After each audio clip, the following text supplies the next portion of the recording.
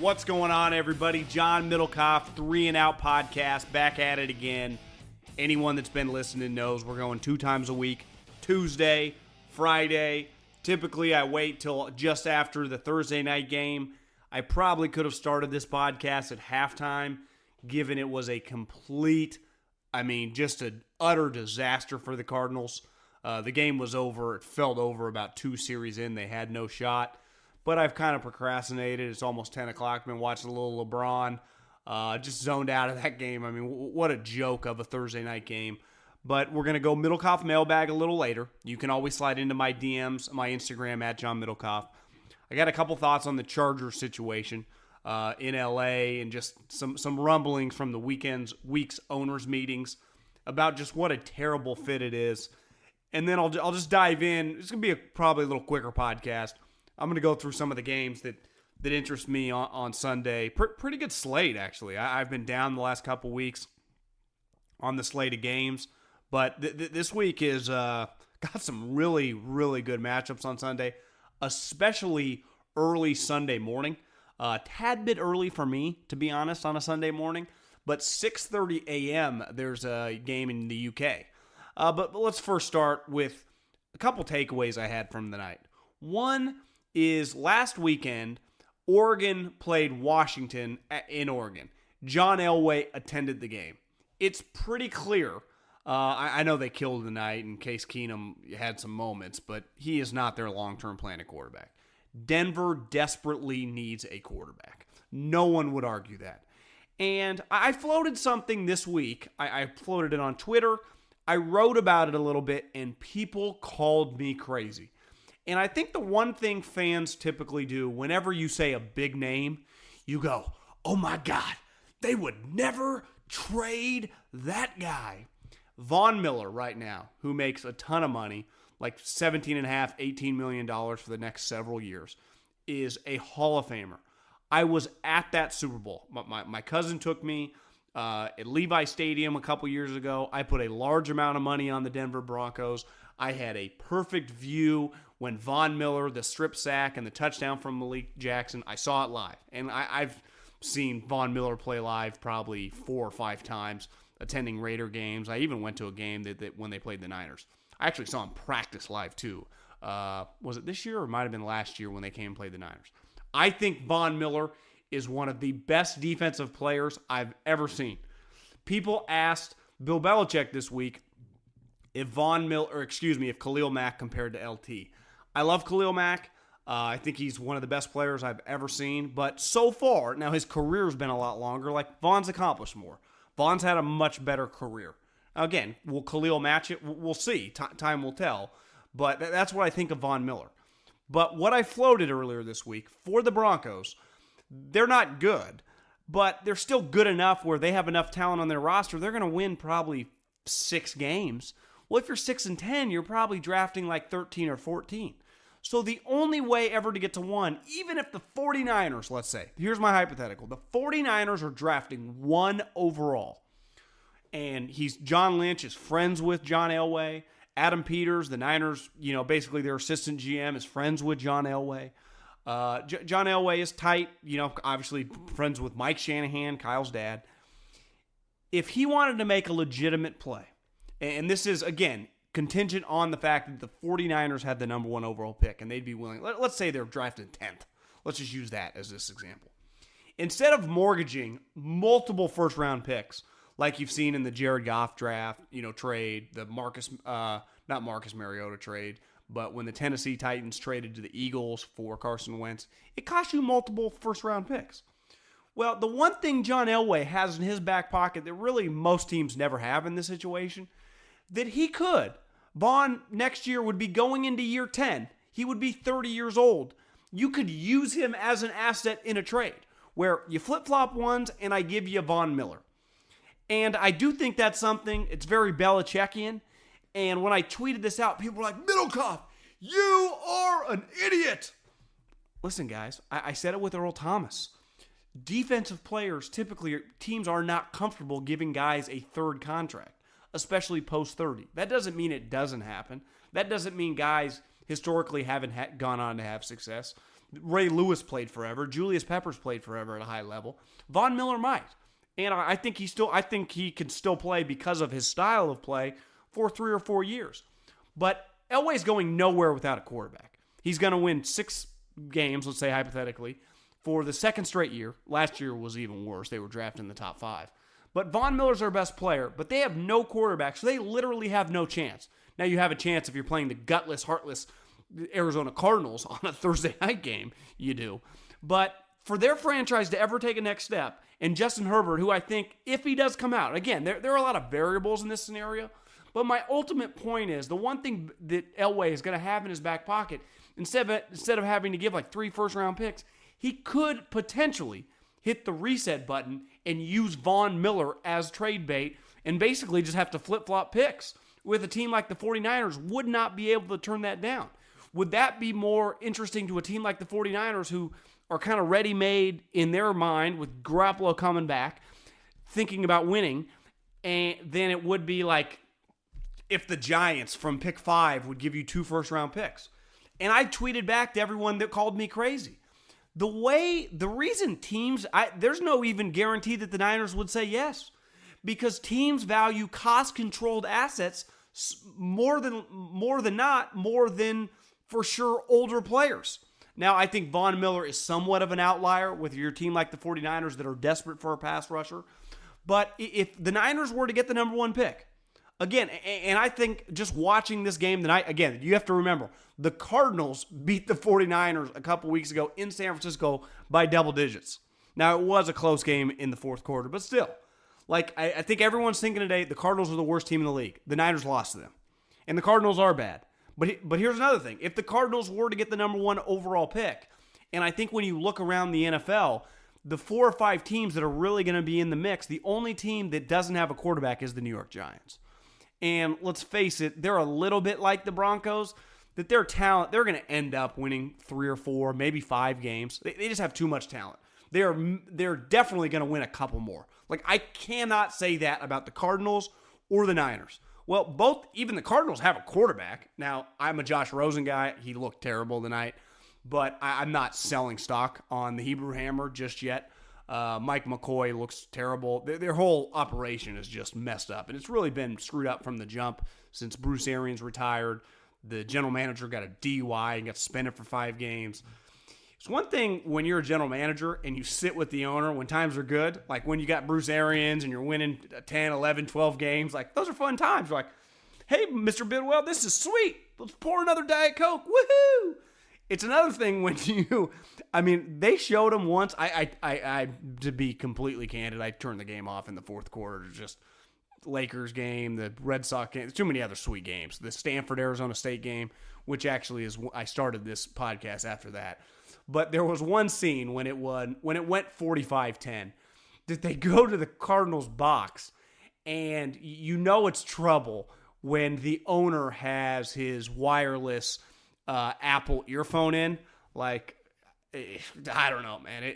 It was not a good look if you're the general manager. Like, could this guy just fire every single one of us? But at the end of the day, like I said with Elway, he's going to have to do something dramatic, because at the end of the day, he just got a Band-Aid, on a major cut that at any moment's going to gush. And there's going to be blood everywhere. And we all know it. It's been like that the last couple years. And even with Von Miller, and Chris Harris had a pick 6 tonight, and he's a great player. Like, they're going nowhere because it's a quarterback league. And they do not have anything that resembles a legit starting quarterback. I like Case Keenum. I think he'd be a good backup. Like, good teams would love Case Keenum as their backup, like the Patriots or the 49ers behind Jimmy Garoppolo, the Seattle behind Russell Wilson. Any team with a top 15 starting quarterback would love to have Case Keenum as their backup, because if your starting quarterback missed a month, you could go 2-2 with him. But he can't be your starter for 16 games on a team that's not the Minnesota Vikings and absolutely loaded, because you won't win many games. And I think Elway realized that, and that's why he was at Oregon last week. But his trump card is going to be, and people are going to be like, I can't believe that you would consider trading Von Miller. Well, I would, because I wouldn't have to give up a lot of other future assets that I'd want to use to build around Justin Herbert, And again, these are all hypotheticals. This game tonight, this Thursday night game, was one big hypothetical. The Cardinals are going to go 2-14. Steve Wilks is terrible. The Denver Broncos are going to go 6-10 at best, and their coach is going to get fired. That whole game is a hypothetical. Who are you going to draft in the top 5? Who's going to be the next head coach? I mean, this game was one big 60-minute hypothetical. But at least there are interesting angles to it. I'm not giving up on Josh Rosen. I saw a couple people tweet during the game. The good thing about just a terrible NFL game is it does bring out the best in Twitter, and people just destroying the Cardinals coaching staff. I do think anytime in the NFL, when you take a short, a position coach that had been a coordinator 1 year, and really both the guys in the game tonight represent that. I'm pretty sure Vance Joseph, I'd have to Google his resume, but was only a coordinator for 1 year. I did Wikipedia Steve Wilks' resume, and I've done it before. He was 100% only an NFL coordinator for 1 year. He had been a position coach ever since coming into the NFL, I think back in 2006. So he's been in the NFL a long time, but he's only been a position coach. Now, every once in a while, Andy Reid had never been a coordinator before he went to Philly. Well, I got news for you. Andy's an outlier. I think Mike Tomlin had only been a coordinator for 1 year. Well, Mike Tomlin's an outlier. He also went to the Pittsburgh Steelers. Most times, when you hire guys that their entire career, here's the other thing that people, whenever I hear the Coach Reid example, well, he was also on a staff, one of the great staffs looking back offensively in like NFL history. Guys like Gruden, Mariucci, the head coach Mike Holmgren, who had come from Bill Walsh. They were also around Brett Favre. Like, it was a think tank for offensive geniuses.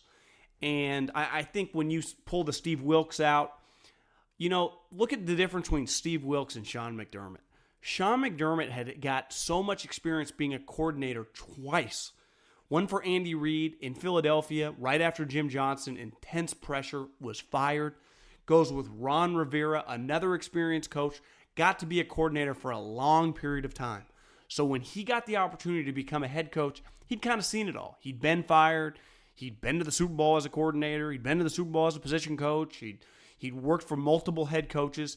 His experience, despite only working for two NFL organizations, was vast. Where you get a guy like Steve Wilks that's really just been a position coach, one position with a group of 6-7 guys, maybe a little more than that, a defensive back group if you include the safeties and the corners. But then you've only coordinated half the group for one time, one season in your career.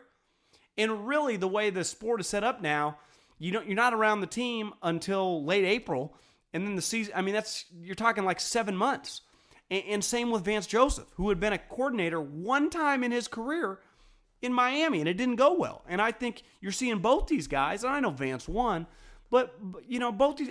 Steve Wilks ain't going to be in the job long. I just don't think he's very good.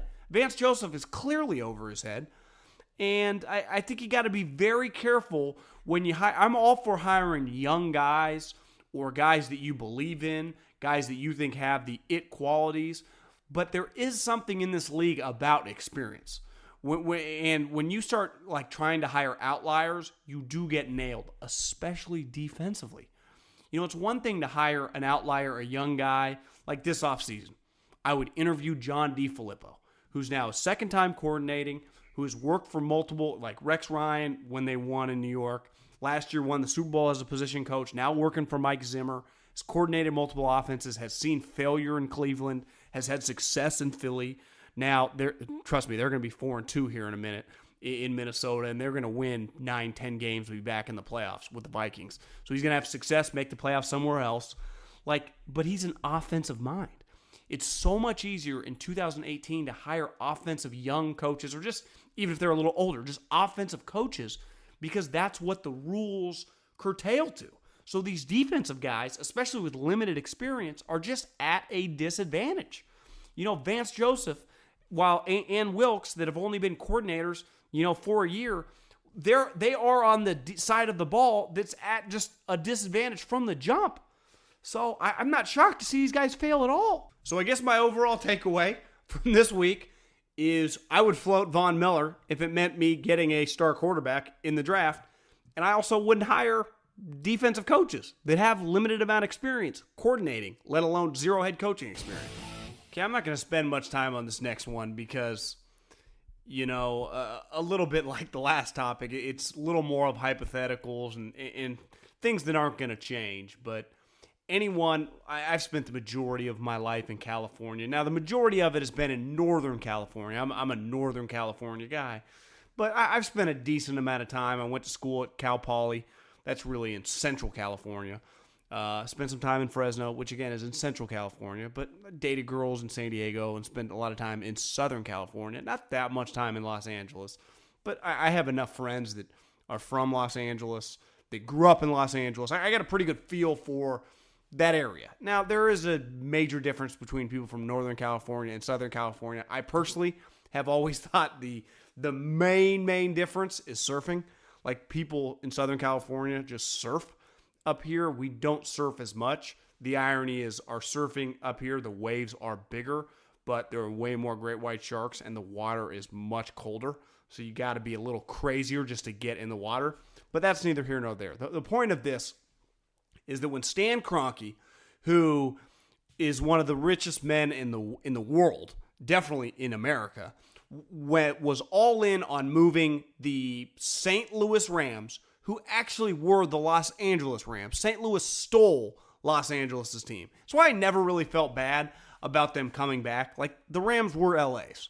It's why even Oakland, who would have done well in LA, the LA Raiders, while they were there, were ultimately stolen from Oakland. So, it never quite bothered me that much when the Rams went back. But it was clear from the jump that the Chargers, who were struggling in San Diego because of Dean Spanos, who, the way that I've always described Dean, he was born on home plate into one of the great California business families ever, and somehow ended up on third. Now, clearly he didn't end up on first. Like, he still owns an NFL team. He's still really rich. He just happens to be really cheap. But he's really dumb in terms of big picture dumb. Like, he should have found a way if he wasn't so cheap. Now, it's hard in the state of California. I've seen it firsthand in the Bay Area. If you're going to get something done, you have to have a lot of cash. I've seen it with Joe Lacob and the Warriors. He's self-financing it. Or Jed York, who didn't necessarily have the capital on hand, hired the best and brightest money guys to get it done. Our politicians in California are terrible. They're clueless. Every one of our cities, despite having more revenue in terms of property taxes and just overall taxes than really any state in the country, are all broke.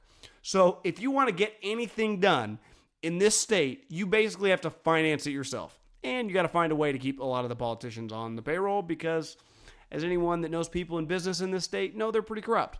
But that's neither here nor there. The point ultimately is you have to have a lot of money to get things done. So it's why Mark Davis and Dean Spanos never could link up and get a stadium in Los Angeles. It wouldn't have been healthy for the league to send those two teams that don't have the capital. One guy, Mark, just doesn't have the money, and Dean has more money than Mark, but is unwilling to spend it. Stan Kroenke came to LA and said, I'm going to pay for this whole thing myself. And Dean Spanos leached off him because he clearly didn't want to pay for it. And now he's stuck in Los Angeles. Here's the problem.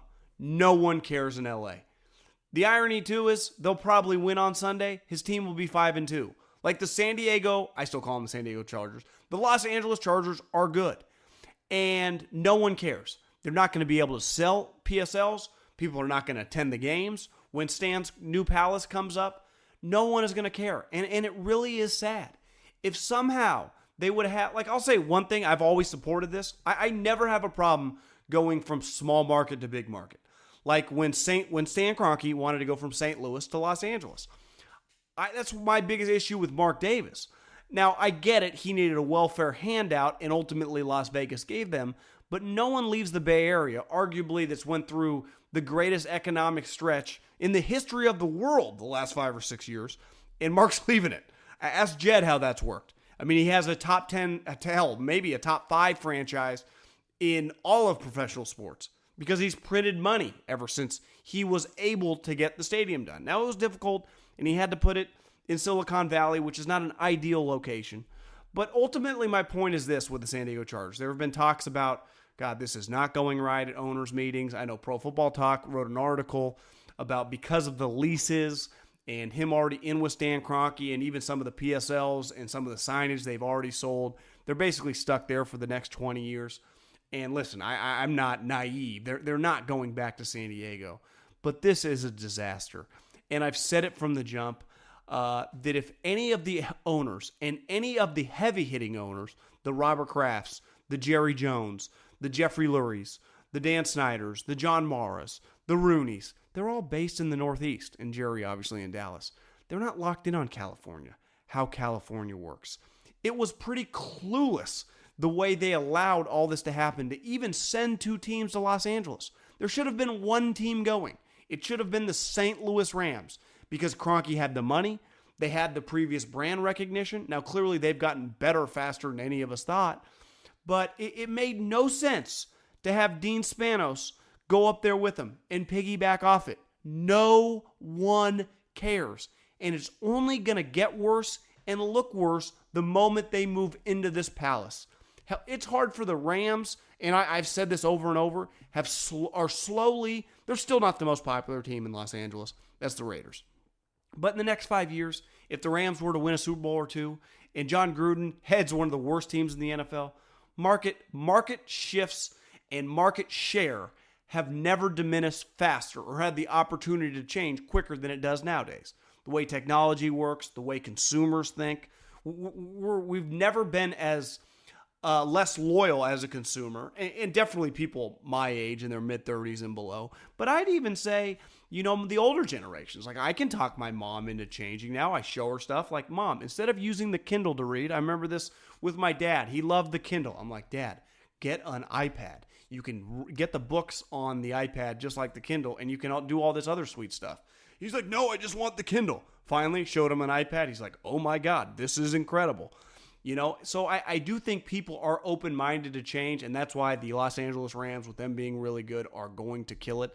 The problem for San Diego, and this was the league's major mistake, they're good this year. They're going to make the playoffs. Hell, they might end up winning a playoff game or 2. Who knows? It's not inconceivable. They might win the AFC, and no one in Los Angeles will care.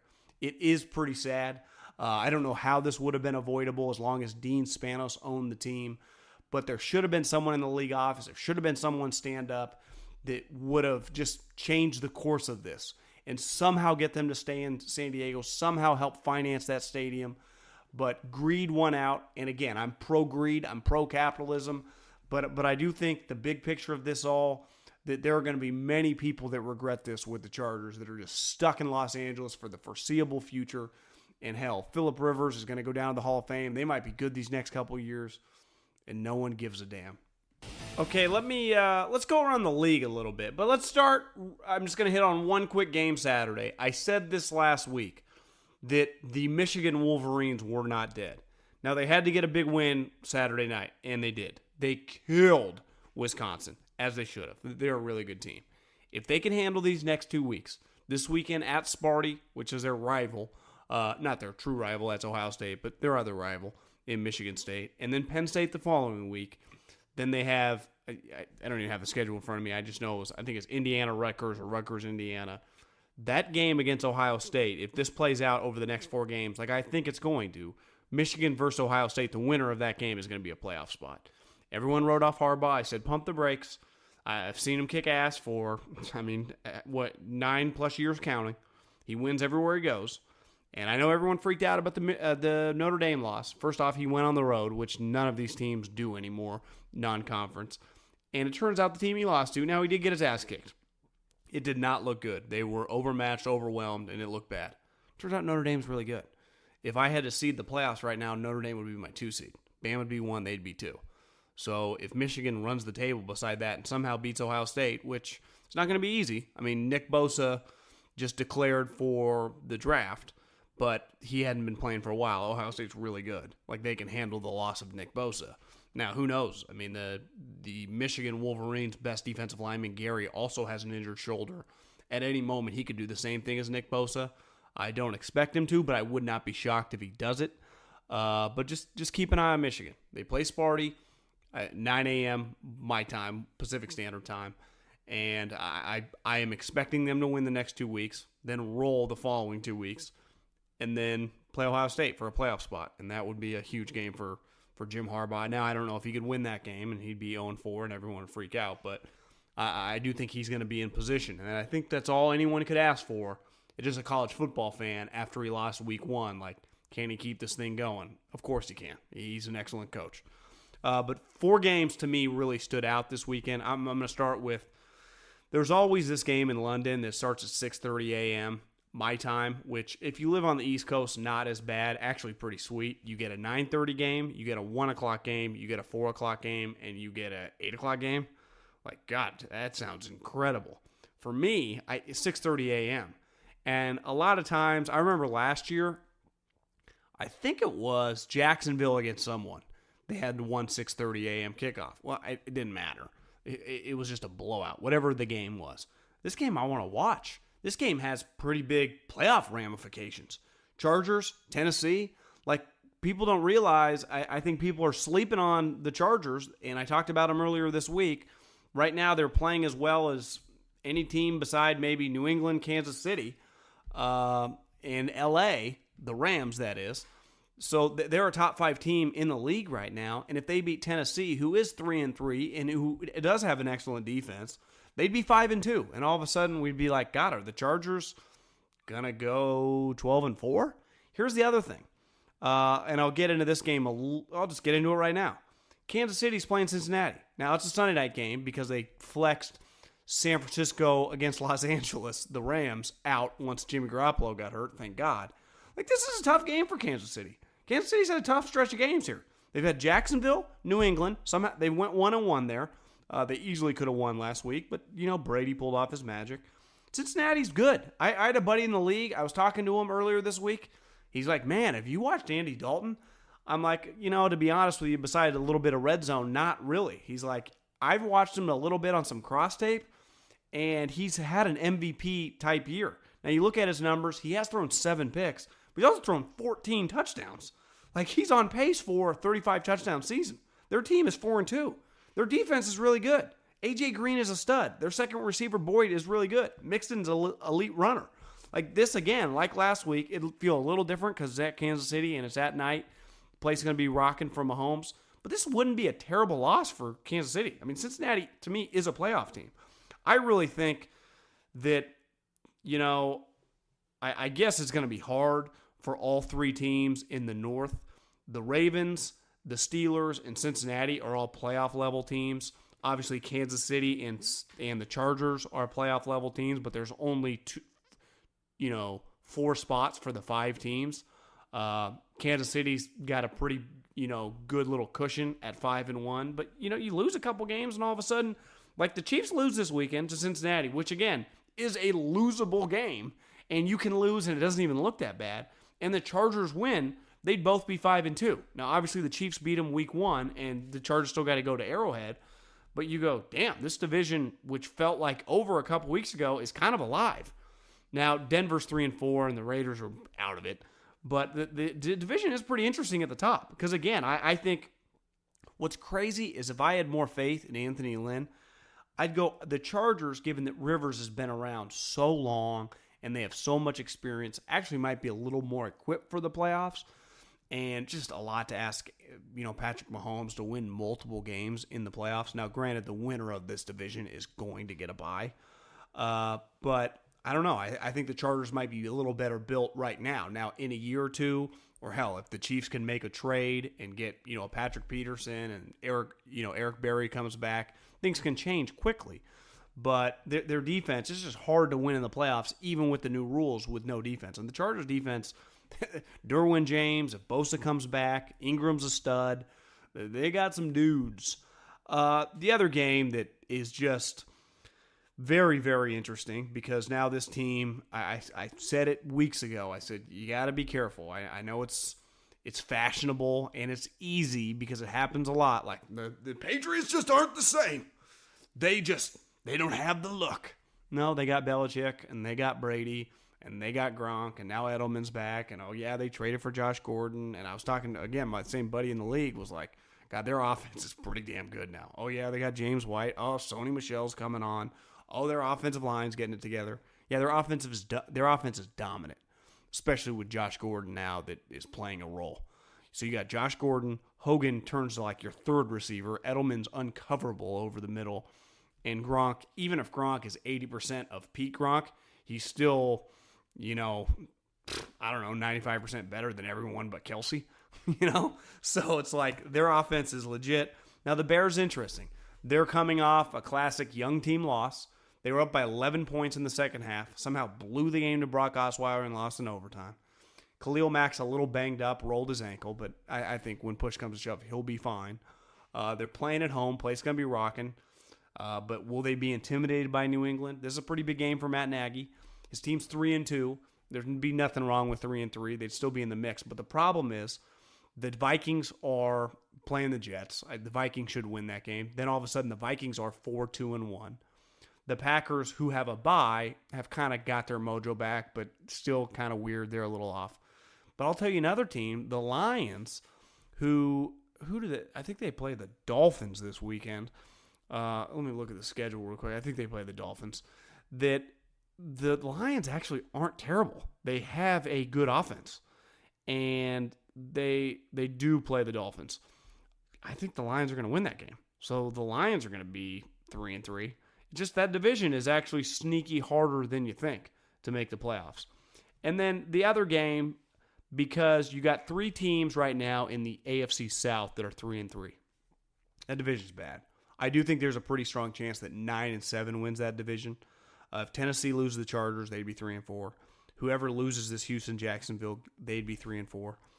Houston right now started 0-3. They've won the last three games. Two of them have been in overtime. I mean, one game was against the Cowboys, where it took a miraculous DeAndre Hopkins 7 spin moves to get him in field goal range. The other game was against the Colts, where it took, which again, I didn't mind it, but Frank Reich going for it, the two. Like, they easily, and I know you can always play the what-if game, but I mean, this what-if game, like, to me, playing the what-if game with Chicago, like, they're 3-2. Yeah, they could have beat the Bears. They probably could have lost another game. Like, whatever. They're 3-2. But the Houston 3-3, it's like, no, they legitimately could be 1-5. And I watch them. I just don't think they're that good, even though they got some good players. I mean, Hopkins is a superstar. JJ's still playing well. Clowney's a monster. Deshaun's solid. Will Fuller can fly. I mean, the Honey Badger still ain't bad. Like, they got dudes. And something's off with Jacksonville. Like, their defense is a shell of itself. They just got their ass kicked by Dallas. The previous week, they got their ass kicked by Kansas City. Bortles looks just pretty below average the last couple weeks. And he had started actually pretty strong this season. But they still have, to me, a more complete team than Houston. But again, Blake Bortles, their quarterback. I really don't like any of these three teams. Like, I'm already prepared as a gambler to whoever the Chargers or the Chiefs that are going to be the 5 seed. Whichever team does not win the AFC West will be the 5 seed. They will go on the road and play the 4 seed. That 4 seed is either going to be Houston, Jacksonville, or Tennessee. I promise you this.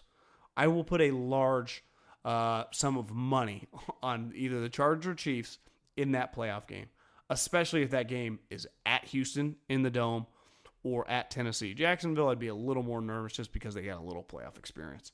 And I know Tennessee won a playoff game last year. I ain't betting on them to win 2 in a row. 2 years, 2 playoff wins. Not happening. So, to me, that division is going to shake out where potentially there's going to be 2 teams at 3-4, and 2 of those teams, if it's Jackson and Tennessee, I think most of us thought they'd be playoff teams again, and they're going to be in shambles. I mean, it's going to be hard for them moving forward to be a 500 team. So, I'm looking forward to these games. Should be a fun Sunday. Time to get to the Middlekauff mailbag. I just checked my Instagram. I had about 10 DMs, and then I also have unread DMs from those of you guys sliding in my DMs. Is where I answer the questions. I have 36 unread, and I'm about a week behind. It's just keep them coming. I will bang them out. I'm relentless in my pursuit of answering these questions. Start right now, Middlekauff mailbag. How many points would the Chiefs offense score against the Chiefs defense? This is, I think, kind of tongue-in-cheek, but also kind of serious. I don't think they would punt. I would imagine, I've never asked Andy or Brett Veach, about the practice, how they're getting, because usually I'm more positive when I talk to them. about what's going on. So we're talking about the offense, not about the defense, but I would imagine like in training camp, they just got destroyed because normal teams, the Jacksonville Jaguars can't cover these guys. How would the Chiefs? Actually, and in fairness to the Chiefs, if Eric Berry was healthy to go with D Ford and Chris Jones, the defensive tackle, and even Justin Houston, the older version, still a solid player, they actually do have a couple pieces. It's just they also have like 3 or 4 players that are just kind of, don't bring them much to the table. Could you see a path? This is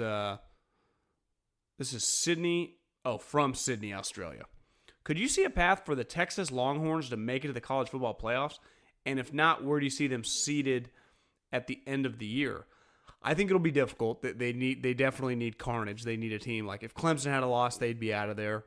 If Notre Dame could lose a game, like let's say SC beats them, they'd be in trouble.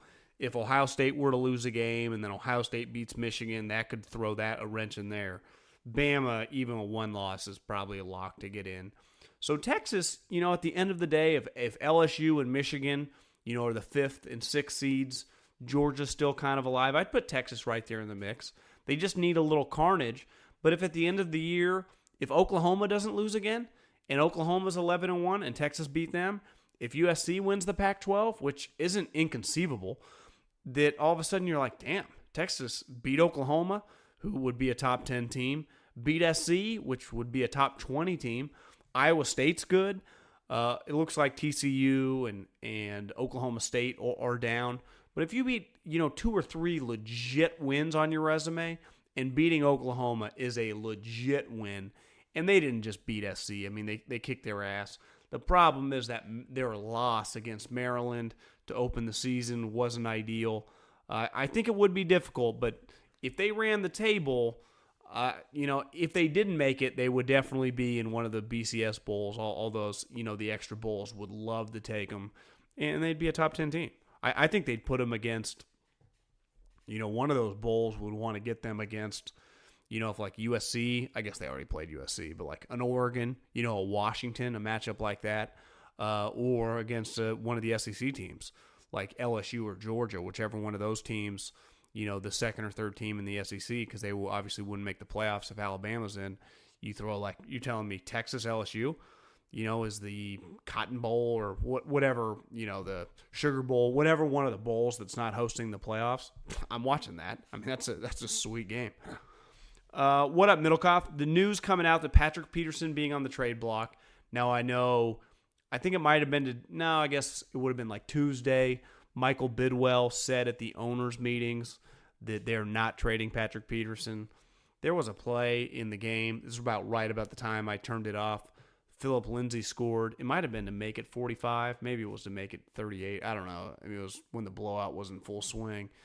And Philip Lindsay busts this run, gets to the second level, breaks, kind of a tackle. And then Patrick Peterson, while he's being blocked, so it's not like a one-on-one tackle, but Philip Lindsay kind of runs into him. He goes for the strip, and then also is like, yeah, I don't really feel like tackling you. It's on the 5-yard line. Philip Lindsay just walks in. Now, I'm not saying Patrick Peterson quit, and he's clearly a tough player, so I'm not questioning, he's not willing to make tackles. Yeah, he is. But it was one of those total blowout, team is terrible, that he's just I'm over this. Now, he has been a little spoiled since coming in the league. The team has been good. It was right when Bruce Arians got there. They started basically winning right away, started going to the playoffs, but they suck. And he looked like he waved the white flag, not just on the game, but on the season. I would be a little wary, what would you trade for him? I know there's been some rumors the Chiefs got to be aggressive. I wouldn't trade my first rounder for Patrick Peterson. If I'm the Chiefs, would I give up my second? And they should. I'd have to check the draft, but they do have 2 twos this year because the Rams, whose 2 is not going to be good either, is giving their second for Marcus Peters. So, what's kind of crazy is the Rams gave up their first-round pick for Brandon Cooks, gave up their second-round pick, their first-round pick last year, and then their second-round pick this year for Marcus Peters. They spent a lot of draft capital on players, which, is paying off, and they're kicking ass this year. Okay, next question. God, I got you guys are firing these questions on this thing, which is awesome. Hey man, fan of the podcast. I'm a big Niner fan. If they get the number 1 overall pick, what do you make of the idea of drafting Herbert from Oregon? Jimmy seems like he might be a little injury prone and may not be in the position. Yeah, the Niners may not be in this position for a while. If Jimmy gets hurt again, can we offload that contract and we'd have a top quarterback to go with the offensive head coach? No, I don't think you can. I think once you pay Jimmy, and it's clear when Jimmy's healthy, he's a really good player. But he still has a lot of room for improvement. They got to ride this out. I mean, they were gift wrapped from the heavens, a.k.a. from Belichick, a.k.a. from Robert Kraft because Tom Brady told him to trade him. However they got him, they got him. And they got to ride this out for a couple years. You're going to have to live through the injuries. Is he injury prone? Listen, I have no problem ever calling a guy injury prone. He has averaged an injury every 5 games. He started 10 career, had 2 major injuries. They have been completely different, have been a little random, but it's definitely a red flag and concerns are up. But if you got the number 1 pick, to me, what I'm doing is I'm holding an auction. The problem this year for the auction is there aren't that many bidders. When you look at teams, the good ones and the bad ones, most teams the last couple of years have taken quarterbacks. Why? If you just think about it, off the top of my head, the last 2 years, 7 quarterbacks have gone in the first round. Think about it 2 years ago. You had Mitchell Trubisky, you had Patrick Mahomes, and you had Deshaun Watson go in the top 12 picks. That's 3 quarterbacks. This year, you had Baker go 1, Darnold go 3, Allen go 7, Rosen go 10. That's 7 quarterbacks. And you had Lamar Jackson go 32nd.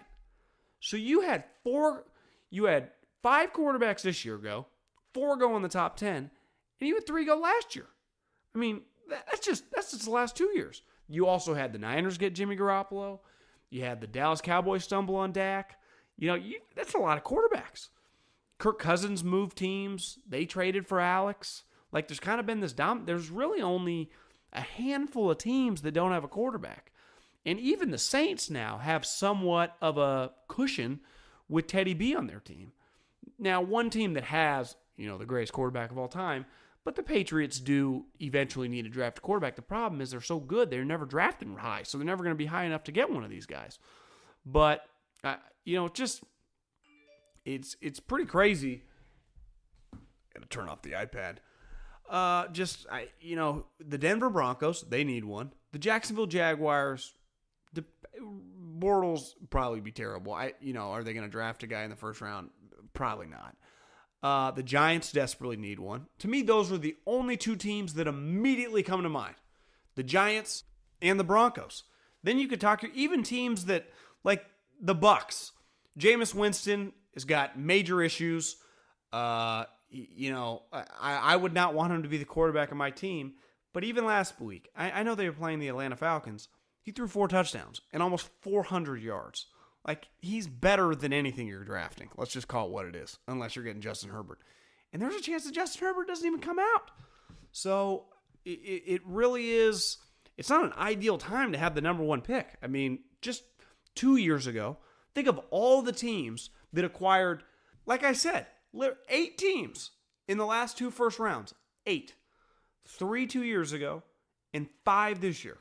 I'm not a Harvard grad, but 3 plus 5. That's 8 players, 8 quarterbacks. And obviously, Mitch, Mahomes, Watson all start this year. Baker starts, Darnold starts, Josh Allen starts, but he's hurt. And Rosen starts. It's not going well. Lamar Jackson does not start because Flacco's still good. But it's not, just 2 years ago, all those teams desperately needed quarterbacks. Now they have them. Even the 49ers, they desperately needed a quarterback and passed on one 2 years ago. Took Solomon Thomas, which looks terrible. But they now have Jimmy. It is pretty wild. It's just a crazy time in the NFL that it feels like it's always a quarterback-less league, and now all these teams have quarterbacks. Hey, John, mailbag question. What do you think of Joe Burrow's draft status is at this point in the season? I'm pretty sure Joe Burrow is the starting quarterback at LSU. He looked really good the other day. Now, watching him a little against Florida, I didn't watch that much of the game. And then a lot of the first game when they played Miami, because I put a decent amount of money on LSU. I think he, a redshirt junior, or this might be his redshirt senior year? I'm not that locked in on his draft status.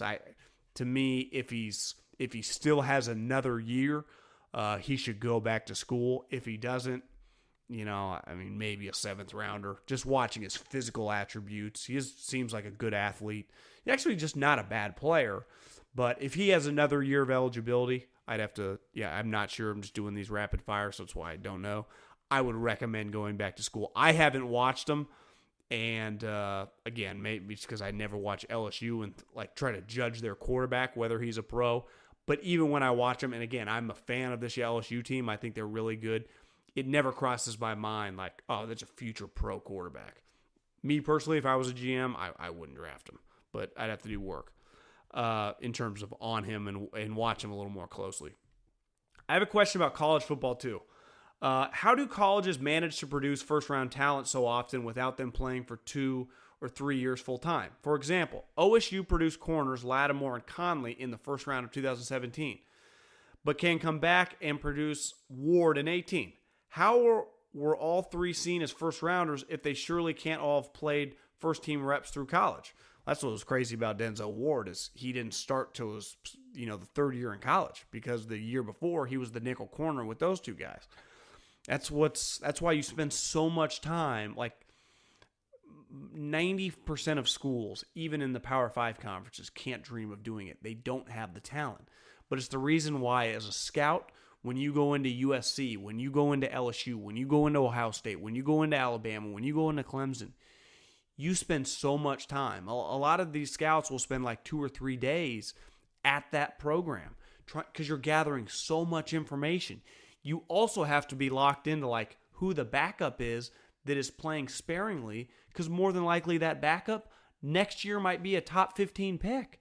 And you see it every year at Alabama. You see it every year at Ohio State. You see it every year at Clemson. You saw it forever at Florida State. There's 6 or 7 programs that their backups might be future first-round picks. And it's why coaches want to be coaches, and when they get the opportunities to coach at Ohio State, to coach at Alabama, to coach at Florida State, to coach at USC, to coach at Oklahoma, you don't turn it down. Because when you're recruiting, you get as Pat Hill once told me when I was working for him at Fresno State, and, we used to be jealous of the SC, and, that was the crazy thing is we competed against probably the lower half of the Pac-12, the Washington States, the Oregon States, the Arizona States for players. And we were used to losing them, but we'd also win some, But ultimately, when USC came in, when an Oklahoma would come in, a big boy, a Texas, an Ohio State, those guys were gone. And as Pat said, and he worked for Bill Belichick, the big advantage you get at the big-time programs, the top 5, 6, 8 programs in the country, is the equivalent in the NFL. It's like you have 20 first-round picks a year.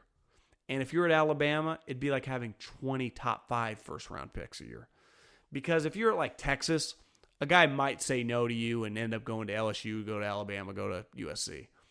But if you're at Alabama, almost no one, when Pete Carroll in his prime, almost no one ever says no. Nick Saban's saying no to more kids than are saying no to Nick. It's just the reason. When Pete Carroll was humming, he was saying no to people. And there was only Ohio State. In Michigan a little bit, but there is a handful of select programs that football's a little different than the NBA. When Coach K goes into and is offering a guy, he's got a pretty good idea if that guy's going to be in the NBA in a year, or at most 2.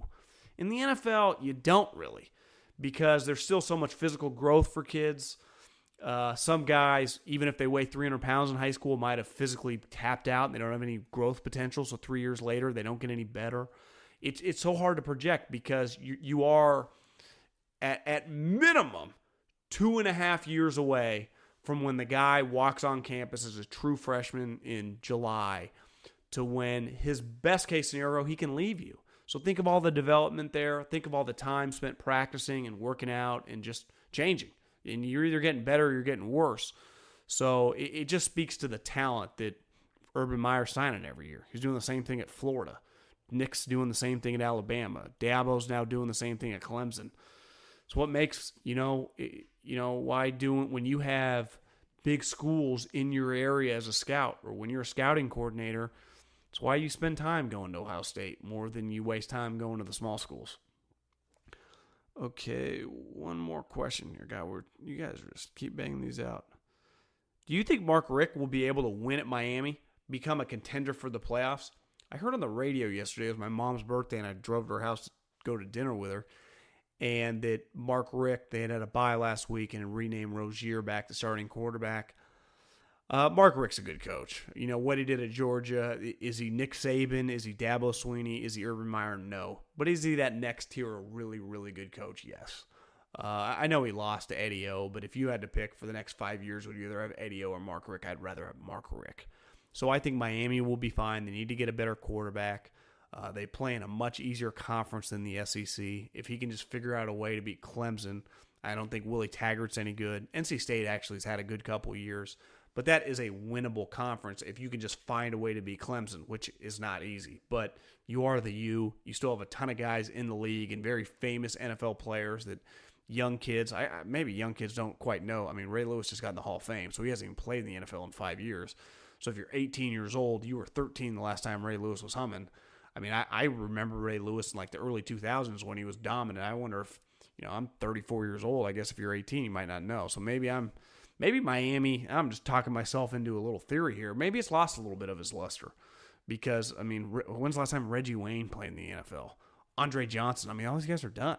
So the Miami that and I think most people my age have a lot of, admiration for, and just they were always such a dominant elite program when I was a kid. If you're a kid now, when's the last time Miami's been good? So maybe it is a little more challenging than just, common wisdom would just, it's the U. The U recruits itself.